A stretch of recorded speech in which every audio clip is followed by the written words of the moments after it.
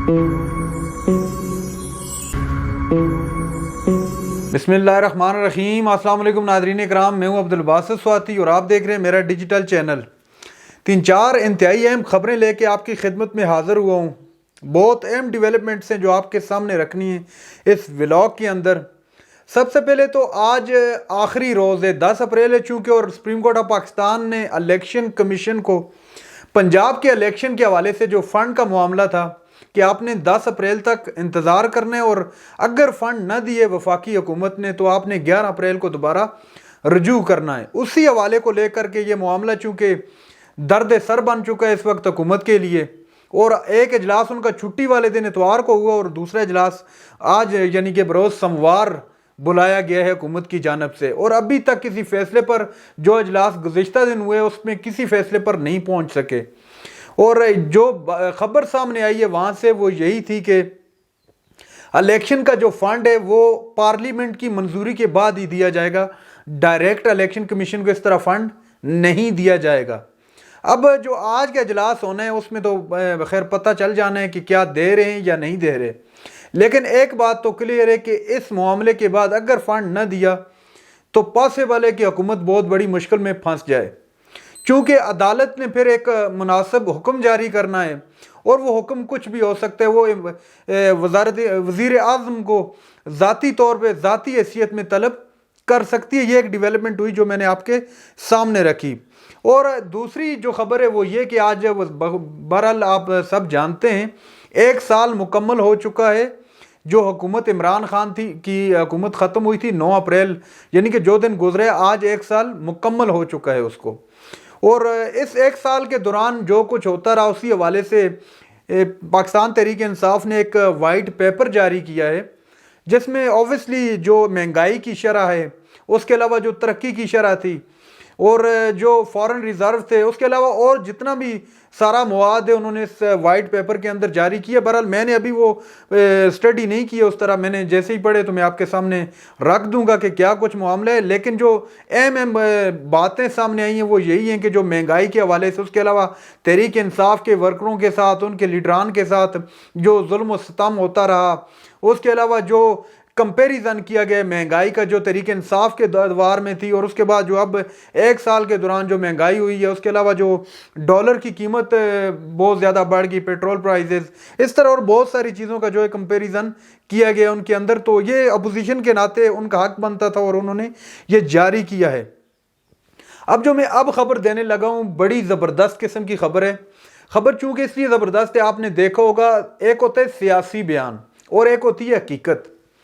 سیاسی بیان یہ ہوتا ہے کہ آپ نے آگے کہنا ہوتا ہے اور آپ نے اپنے نیریٹو کو جو ہے عوام کے سامنے لانا ہوتا ہے کہ فلاں مخالف، کوئی بھی سیاسی مخالف ہو سکتا ہے، وہ یہ بات کر رہا ہے، اس نے ملک کے لیے یہ کیا ہے، یہ نہیں کیا، مین کہ اس کی نیگیٹیوٹی سامنے لائی جا رہی ہوتی ہے خود کو صحیح ثابت کرنے کے لیے۔ کچھ ایسا ہی ہے اس خبر کے اندر بھی۔ وہ کیسے کہ سامنے آپ نے دیکھا ہوگا کتنا گرم ماحول بنا ہوا ہے سیاست کے اندر، جو پاکستان کی سیاست ہے اس میں ایک دوسرے پر کیچڑ اچھالنا، عزتیں اچھالنا سرے عام، یہ تو آپ کے سامنے آپ نے دیکھا ہوگا۔ لیکن یہ جو میں خبر دے رہا ہوں آج، یہ خبر آئی ہے، یہ کس نے دی ہے میں آپ کو یہ بھی بتاؤں گا، یہ جس بندے نے رپورٹ کی ہے۔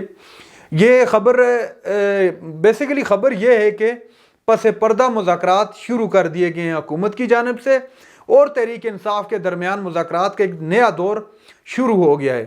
اور مذاکرات کرنے والوں میں جو ہے ٹاپ لیڈرشپ جو ہے پارٹیوں کی، وہ مسلم لیگ نون کی کریں، خود تحریک انصاف کی کریں، ٹاپ لیڈرشپ سامنے آئی ہے اس معاملے میں۔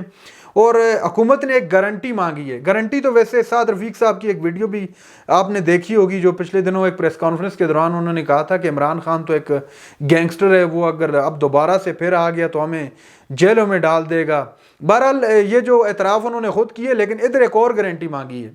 گارنٹی دراصل میں انہوں نے یہ مانگی ہے کہ اگر آپ لوگوں نے جس بات پہ آپ نے مور لگا دی، تو کیا گارنٹی ہے کہ عمران خان اس پہ کانٹا نہیں لگائیں گے، کراس نہیں لگائیں گے، بلکہ اس کو ایکسیپٹ کریں گے۔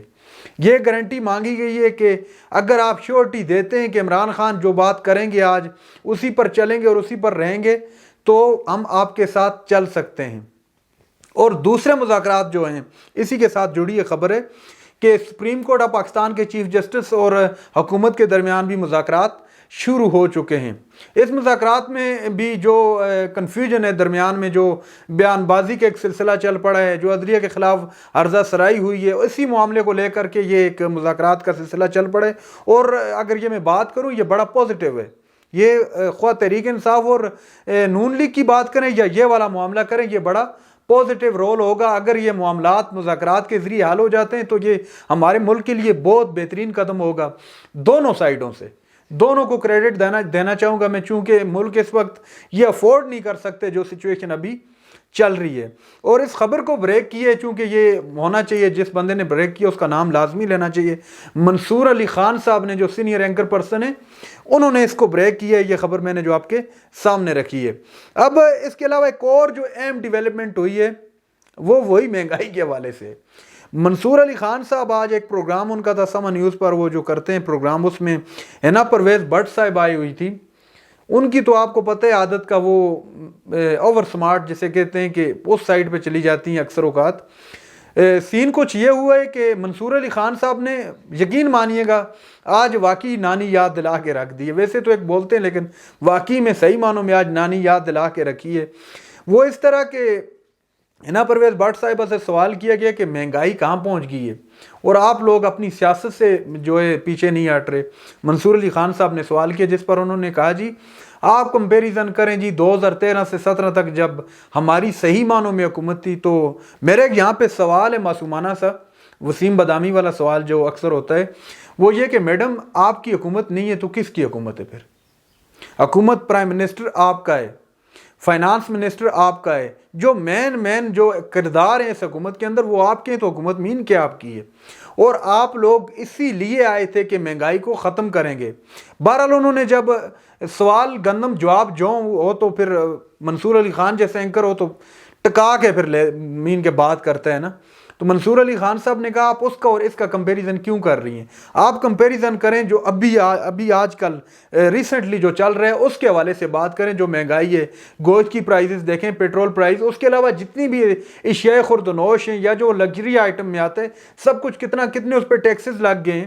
تو جس پر انہوں نے جواب کو اس طرح روکا، انہوں نے کہا کہ اوپر سے آپ دیکھیں جی ہم نے ملک کو ڈیفالٹ ہونے سے بچایا ہے، اور دوسری جانب سے اپنی بات سے ان کے اپنے وزیر جو ہیں اس بات کو اقرار کرتے ہیں آگے میڈیا پر۔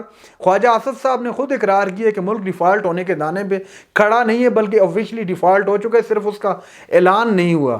یہ تو وہی بات ہوئی کہ اپنا ہماری پارٹی غلط ہے اور ہم غلط ہیں، مین کے انڈائریکٹ ان کا تو یہی مطلب ہوا کہ ہماری پارٹی والے وہ کچھ اور کہہ رہے ہیں، آپ کچھ اور کہہ رہی ہیں، اور عمران خان کو پھر تو آپ ٹھیک ثابت کر رہی ہیں کہ عمران خان سچ بول رہے ہیں اور وہ سچا بندہ ہے۔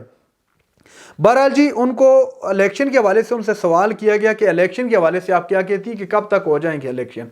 اب غور کیجئے، سوال الیکشن کا کیا گیا اور حنا پرویز بٹ صاحبہ چلی گئی جناب کہ ہم نے کیا کچھ اچیو کیا ہے، مریم نواز صاحبہ جب سے چیف آرگنائزر بنی ہم نے یہ اچیو کیا ہے، ہم نے ہماری پارٹی کے اندر یہ مضبوطی آئی ہے، انہوں نے اس چیز کی بنیاد رکھی ہے۔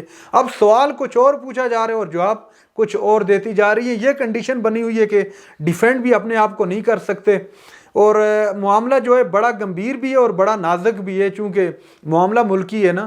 اس وجہ سے اب ان کو سمجھ نہیں آ رہی کہ سیاست کو بچایا جائے یا ریاست کو۔ کچھ کنڈیشن اس طرح کی بن گئی ہے، اگر یہ اپنی سیاست بچائیں گے تو لازمی سی بات ہے جو کنڈیشن ہے تو ریاست تو پھر خدا نخواستہ ڈیفالٹ نہ کر جائے۔ تو ناظرین اکرام یہ تھی آج کی ہماری ویڈیو، جو چینل پر نئے چینل کو سبسکرائب کر لیں۔ اگلی ویڈیو تک کے لیے اللہ حافظ۔